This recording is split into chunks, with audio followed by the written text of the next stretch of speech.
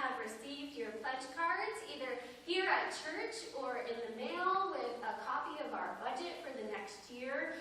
And today, during the offering, instead of the ushers coming around with the plates, we're going to ask you to take a few moments in prayerful thought and meditation and to bring your offering and your pledge cards forward to place in our baskets. And afterward, we will dedicate them to God to bless our church over the next year.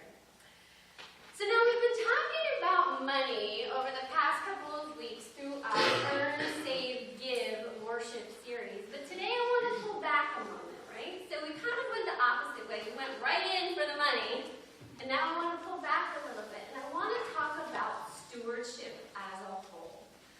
So stewardship isn't just about money, right? This is what I was talking to our children about. Stewardship encompasses more than just our monetary gifts. Stewardship encompasses our presence, our prayers, our service, and our witness to the gifts that God has blessed us with. Through our baptismal covenant in the United Methodist Church, we make a vow, a baptismal vow before our church and before God that we are going to participate in the life of our church and the ministries of our local congregation through prayers, presence, gifts, service, and witness, right? So it's not just all about the Benjamins, it's all about the disciples, right? Huh? Yeah, blew my mind. So when you show up, right, presence, just showing up to church on Sunday morning, you're being a good steward. Prayers, praying to God with your fellow congregants, you're being a good steward. When you participate in service, you're being a good steward. And when you witness to God's presence in your life, you're being a good steward.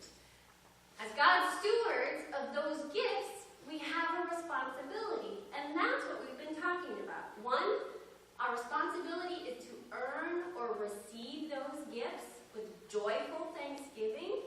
Receive the gifts that God showers upon us with joy in our heart, the time, the talent, the treasure, our bodies, our friendships, natural resources, the beauty around us. To receive those gifts as gifts from God. Second responsibility, to save or manage. We take good care of what we have been given, right? That's what we've been talking about. When we take good care of the gifts that God has given us, we manage those resources wisely, and it's for our own good and the good of others. And lastly, third, what we're celebrating today is giving.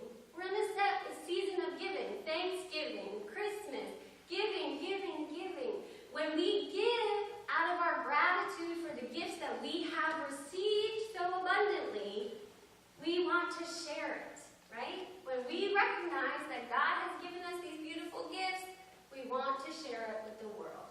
Earn, save, give. John Wesley's simple rules that are not so simple. Our passage today from Luke focuses on a woman who didn't give out of her abundance, but that gave out of her poverty, right? In James Hardish's book, Earn, Save, Give, that we've been looking at in Bible study, he says, how much would we put in the offering plate if we knew Jesus was watching us? I love that thought. Would you put the same amount? Would you put more? Would you put less? Something to chew on. So at the end of the passage today, the widow has given 2 small coins that at the time probably wouldn't even amount to a penny that we would call today. So in the temple, there's all these big metal containers, and all the wealthy people are dropping their money in and ching, ching, ching, ching, ching, ching, ching, ching, ching, right? Ching, ching, ching, ching, ching, ching, ching, ching, ching. And then she comes in, ching, ching, right? So it's obvious that she has not given as much as the others give.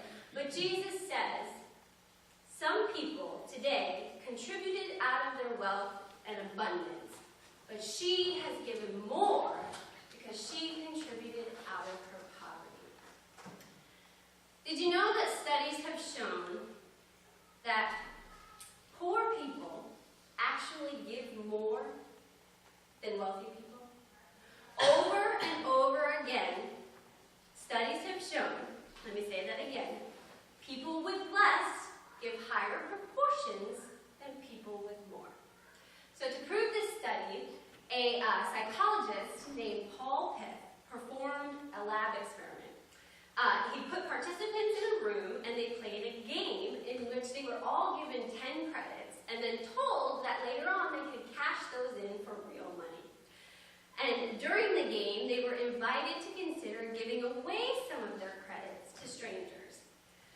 people of lower socioeconomic status were inclined to give away 44% more than the people of higher socioeconomic status.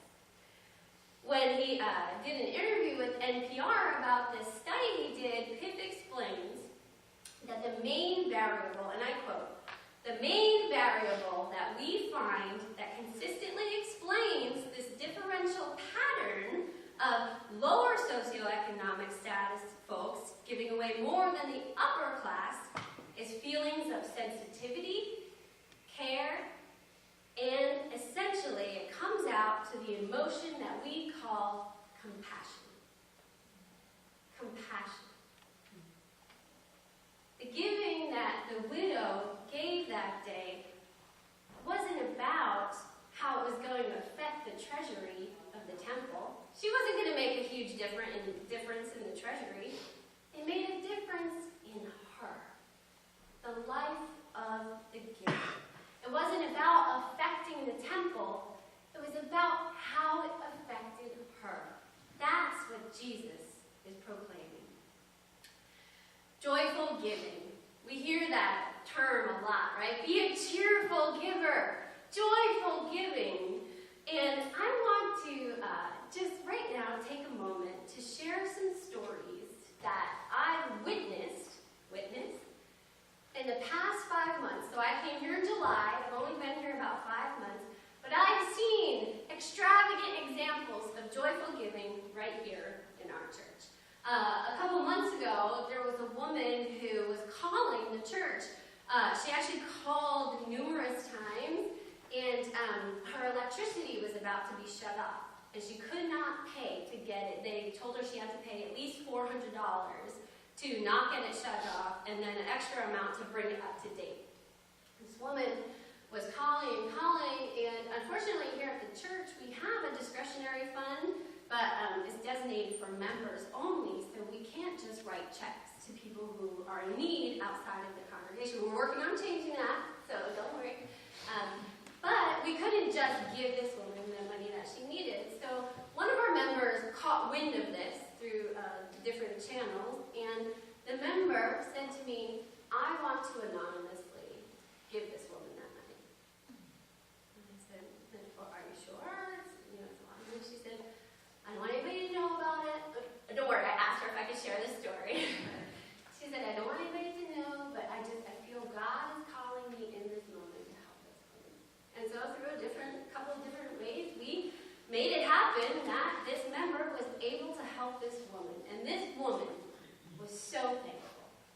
She had children. She didn't even live anywhere near. She lived in Vineland, which is, not here, but she just found our church online and called us up. Joyful giving. Our copy machine. We're getting a new color copy machine, which isn't cheap, but is bringing us into the 21st century of copying. We're not going to copy in black and white anymore. But as we're figuring out our budget, it's not a cheap thing. We have to pay maintenance fee, ink, all of those things. And once again, as we're discussing all of these things, a member comes to me in confidence and says, "I want to gift the color copy machine for the next 3 years in the life of this church. I want to gift that confidentially." I also asked if I could share, don't worry. Joyful giving. Joyful giving. Our music director, who we have a candidate here with us today, another big addition to the life of this church. We're a tiny little church. How can we afford all this stuff? But we're adding these things because we're investing in our ministries. We're investing in our future. We're investing in our children, who Shirley brought up before. We're investing in their future, in their faith. The salary for our music director, again, something we had to work into our budget for next year. A member comes to me and says, "I want to pay that salary for the next year."